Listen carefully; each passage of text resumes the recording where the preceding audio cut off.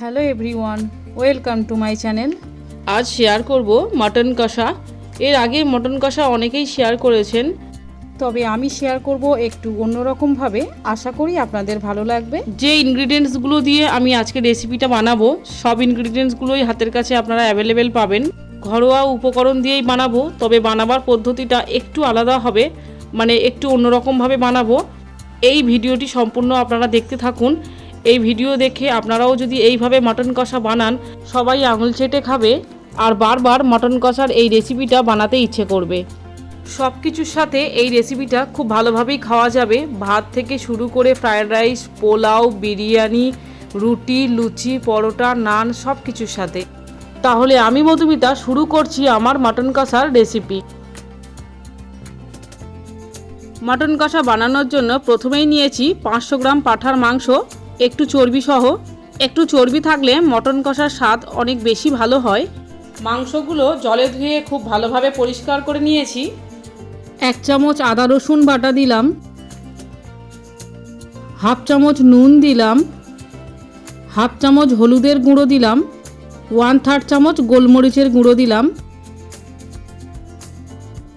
1 চামচ কাশ্মীরি গুঁড়ো লঙ্কা দিলাম,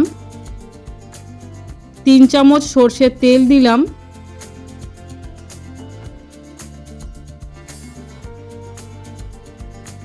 হাত দিয়ে চেপে চেপে মাংসগুলো ভালো করে ম্যারিনেট করে নেব।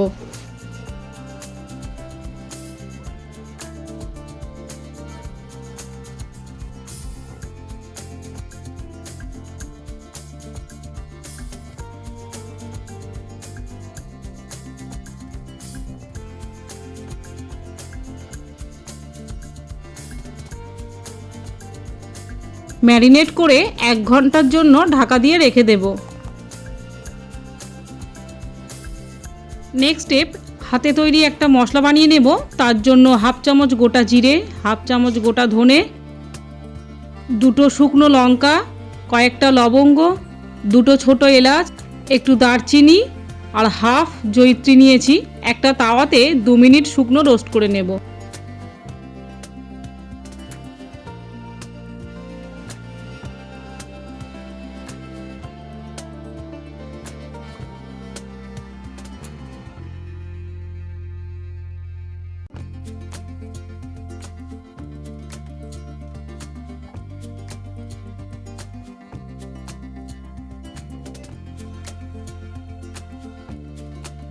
তারপর একটা বাটিতে 2 চামচ টক দই খুব ভালোভাবে ফেটিয়ে নিয়েছি।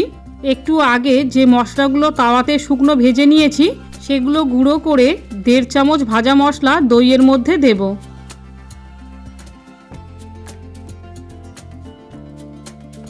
দইয়ের সাথে মশলাটা খুব ভালোভাবে মিশিয়ে নেব, আর প্রয়োজন পড়লে সামান্য জল দিয়ে খুব ভালোভাবে মশলাটা মিশিয়ে সরিয়ে রাখবো।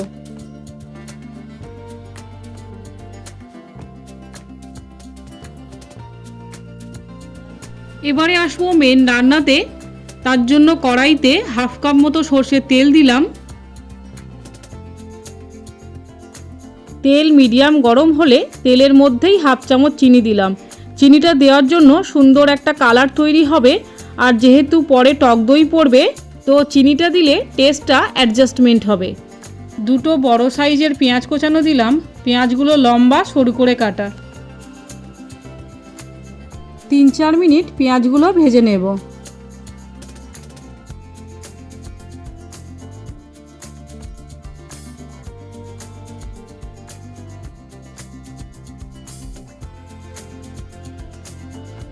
স্বাদ মতো লবণ দিলাম। মাংস ম্যারিনেট করার সময়ও লবণ দিয়েছিলাম, সেটা মাথায় রেখে বুঝেই কিন্তু দিতে হবে।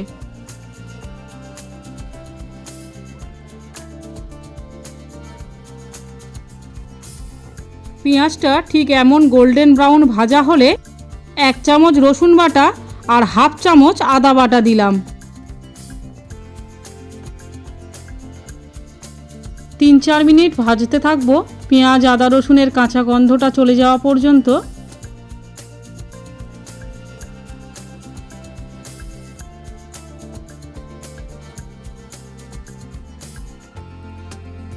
সামান্য হলুদ দিলাম 1/3 চামচ মতো, হাফ চামচ শুকনো লঙ্কার গুঁড়ো দিয়ে একটু নাড়াচাড়া করে নেব।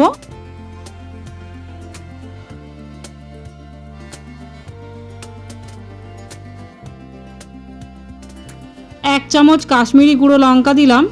আবারও একটু নাড়াচাড়া করে নেব। প্রতিটা মশলা দেওয়ার পর একটু করে নাড়াচাড়া করে নেব।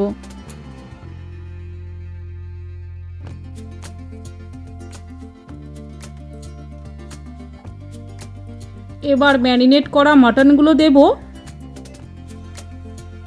একটু সময় নিয়ে 13-14 মিনিট মাংসগুলো খুব ভালোভাবে কষাতে থাকবো। মাংস কষানোর সময় যদি তেল একদম শুকিয়ে যায়, অল্প অল্প জল দিয়ে মাংসটা কষিয়ে নেব। তবে মটন কষানোর সময় জল বেরোয়, আর চর্বি থাকলে অনেকটাই জল বেরোবে, সেক্ষেত্রে আর আলাদা করে জল দেওয়ার প্রয়োজন নেই।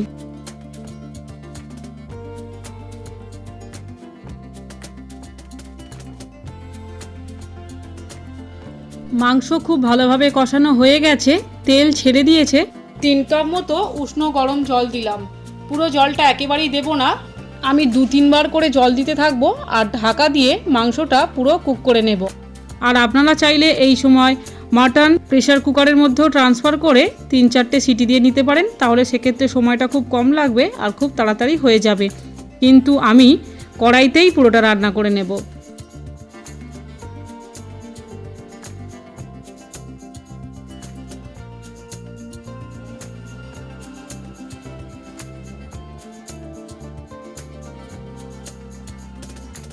আবারও 500 গ্রাম মতো উষ্ণ গরম জল দিলাম। আমি দুবারেই জলটা দিলাম, একবারে দিলাম না।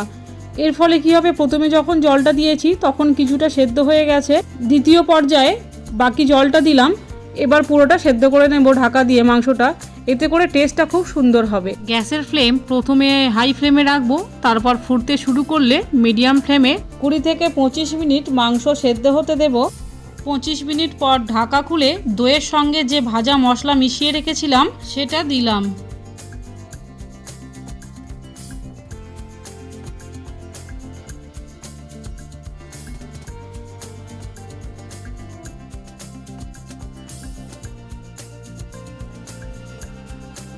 তারপর 1/3 চামচ মতো গরম মশলার গুঁড়ো দিয়ে আবারও মিডিয়াম ফ্লেমে 10 মিনিট ঢাকা দেব। 15 মিনিট পর ঢাকা খুললাম। মাংসের কালার কত সুন্দর এসেছে। 1 চামচ ঘি আর কিছুটা কোচানো ধনেপাতা মিশিয়ে দিলাম।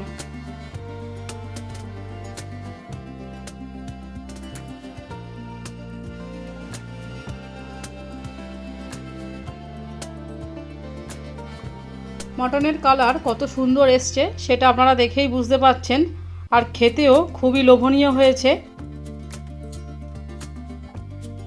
আর মটন সুসিদ্ধ হয়েছে কিনা সেটাও আপনাদের দেখাবো।